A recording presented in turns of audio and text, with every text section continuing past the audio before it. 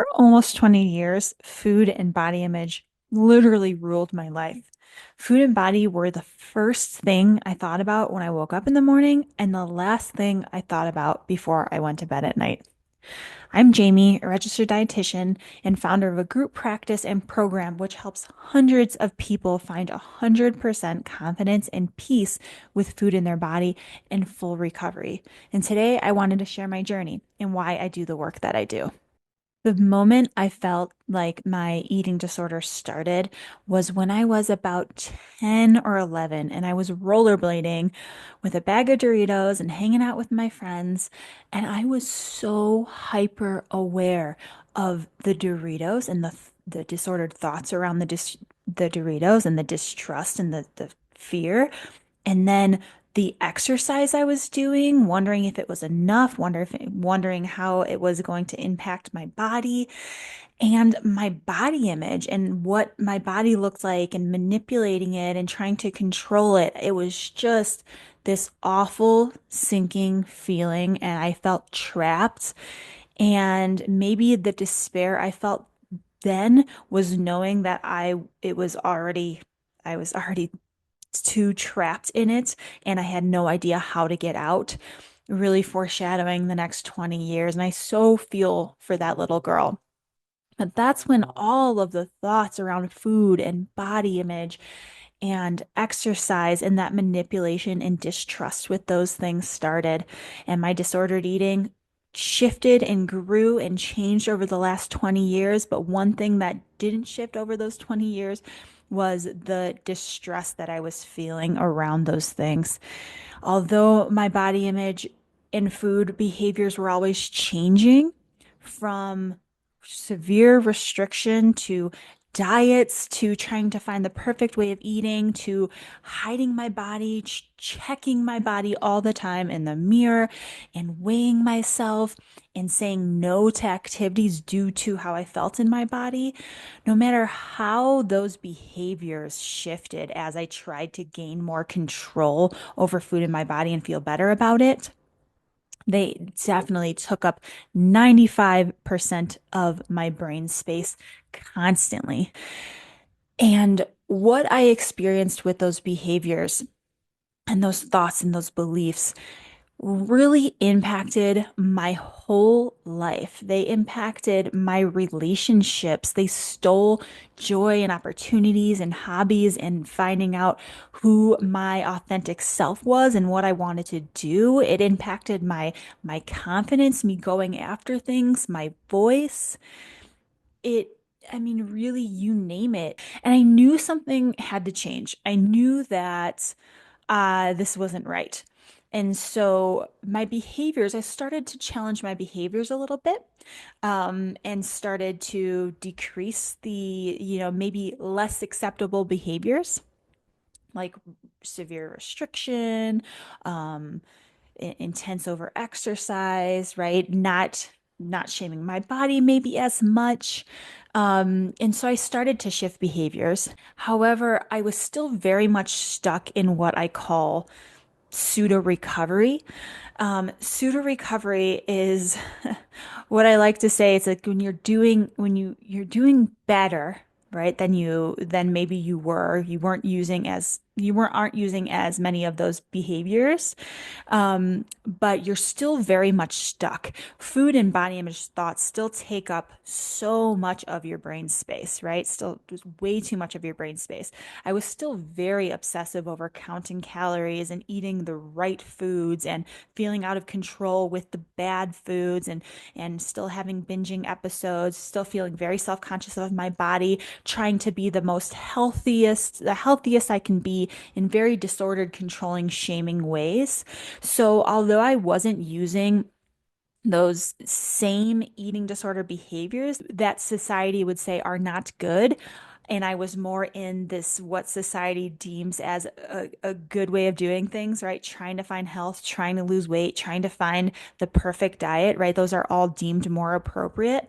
I was still very distraught. It was still taking up just as much as my life, and that did not feel good. I remember thinking, I'm better.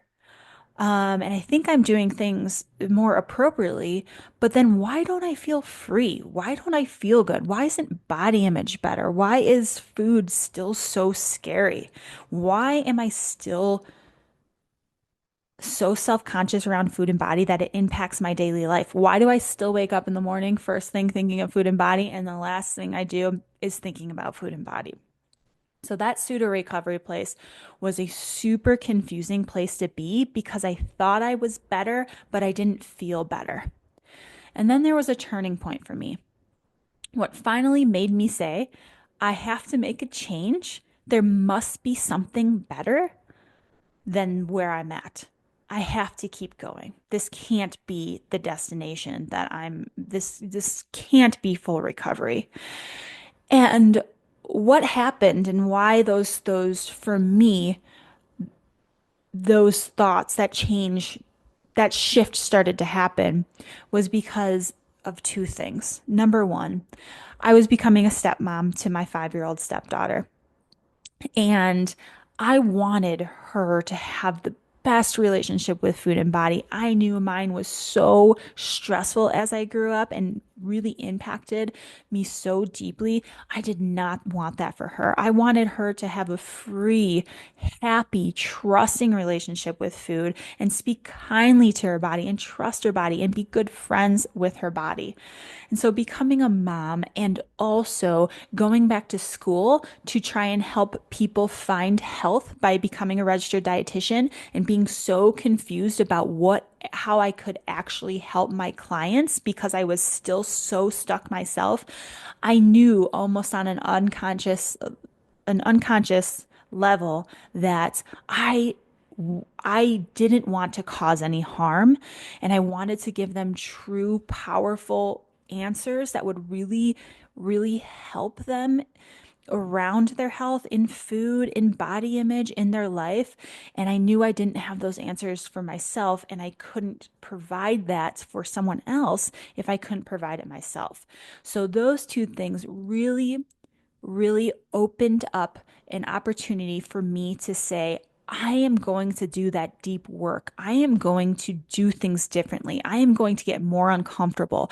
I am going to assess what actually hasn't worked and what how it has made things harder and actually build true trust through respectful behaviors, through rewiring, through getting uncomfortable, through really examining the root causes of my relationship with food and body so that I can really feel this trust with food and body that's unwavering, where I can live freely for my stepdaughter, for her to be able to live a free life, and for my clients to walk away from working with me and be able to say, I have the absolute best relationship with food and body, and I am the healthiest I can be holistically, and I am compassionate with myself, and I really don't need to work with another dietitian. I have that internally, and I've done the hard work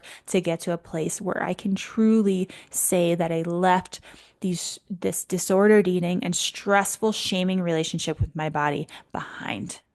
And so where I am now, I am so grateful for. I can eat all foods. I don't fear foods. I can listen to my body. Food is always changing, movement is always changing, but I'm aware and in tune with my body and trusting of it. And so I don't need to use manipulating, distrusting behaviors. I could just tune in and respond to my cues and what feels good holistically for myself without any thoughts. My relationship with food and body take up about 5% of my life, and it feels good. It feels exciting. I can have all foods. I can think about what makes my body feel good. I can move in new joyful ways and explore those things for myself. I don't say I don't say no to things due to bad body image. I have 95% of my life back where food and body image is just part of my life. It's not my life. It feels like a distant memory when I think about my struggle. On the daily, I completely forget. I just remember it when I'm working with people who are trying to achieve the same thing that I have been able to achieve, which is full recovery. And so, yes, going back to that, 95% of my life is just for hobbies and relationships and leaving a life unchained and consistently trying to practice and enjoying my authentic self and learning more about me and having an abundant life because food and body image distress doesn't strip me of that. And I'm also able to help so many people through my struggle and going through the depths of the deep work for myself has allowed me to not only feel so grateful in my own life, but to be able to help hundreds of people who, no matter where they're at in their journey, whether they're in really in the thick of it with their eating disorder, or they're in disordered eating, or they have chronic dieting, or maybe they have a good relationship with food, but they don't haven't been able to have this relationship with their body image. That is a free one. That's a trusting and confident one. And they still have a lot of body image distress. No matter where people are, I've been there and I've been through the thick of it and am able to help people to come to a place where they can also say, hey, that distress over food and body image is a distant memory. I have true intuition and freedom, and I could put this behind me and live the life I was meant to live, have the relationships I was meant to have, do the traveling I want to have, live a life of adventure that I'm meant to have, discover who I am and explore that for myself and enjoy that for myself because I'm not trapped in food and body image thoughts.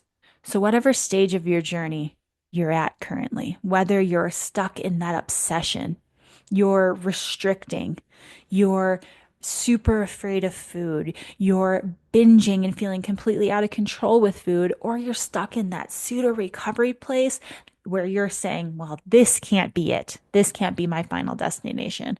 I want to say full recovery is absolutely possible for you. And if you want more on this, check the caption. I would love to hear from you. I'm here to help, and I would love to get to that end destination with you where you can leave all this distress behind and live the life you deserve.